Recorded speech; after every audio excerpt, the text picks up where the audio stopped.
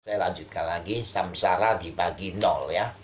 Dalam praktik yang sebenarnya sangatlah jarang bagi sebuah objek untuk menyentuh sebuah titik resonansi.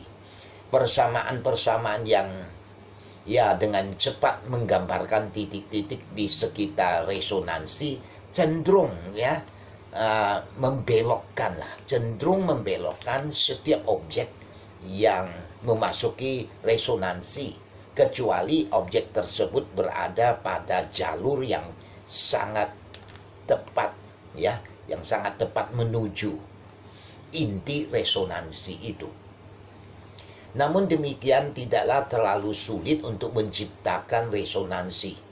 Poincaré menemukan mereka ketika sedang menghitung interaksi gravitasi antara tiga massa ya, misal bumi, matahari, dan bulan. Semakin kompleks sebuah sistem, semakin banyak jumlah resonansi, dan semakin besar pula kemungkinan objek akan nyasar menuju inti resonansi tersebut. Tidak heran jika skala kecil kadang-kadang mengembara tepat menuju resonansi di medan gravitasi atau elektronik, dan dengan demikian kebebasan total tidak dapat dipastikan. Nah, inilah sebabnya mengapa kadang-kadang meteor meninggalkan tata surya ya, dan mengapa komputer lah Anda kadang-kadang berhenti tanpa alasan yang jelas. Ini juga alasan mengapa hal-hal aneh bisa terjadi pada suatu hari dalam kehidupan Anda.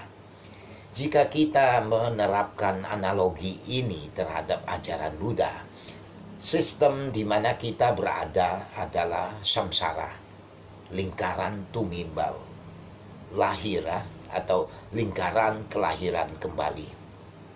Resonansinya adalah apa yang disebutkan dalam naskah-naskah sebagai tidak tercipta, membuka ketidakbersebaban ya, ketidakbersebaban nibbana ya.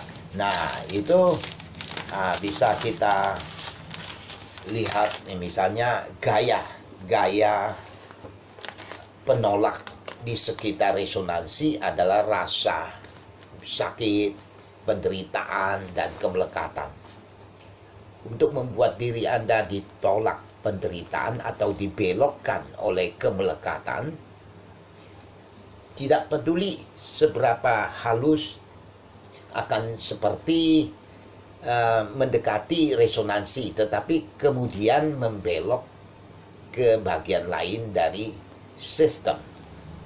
Tetapi apabila berfokus langsung dari analisis terhadap penderitaan dan kemelekatan, lalu menguraikan sebab-sebabnya, akan seperti mendapatkan pada lintas yang tidak dapat dibelokkan, tepat menuju resonansi dan menemukan ya kebebasan total yang tidak terdefinisikan.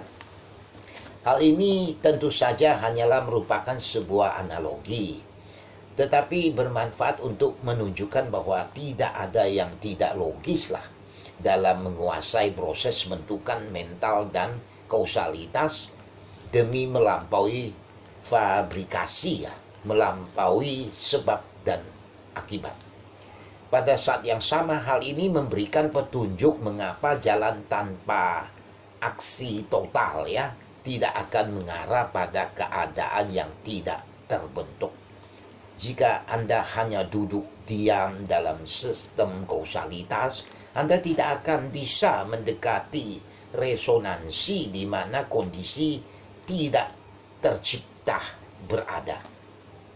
Anda akan terus melayang-layang dalam samsara.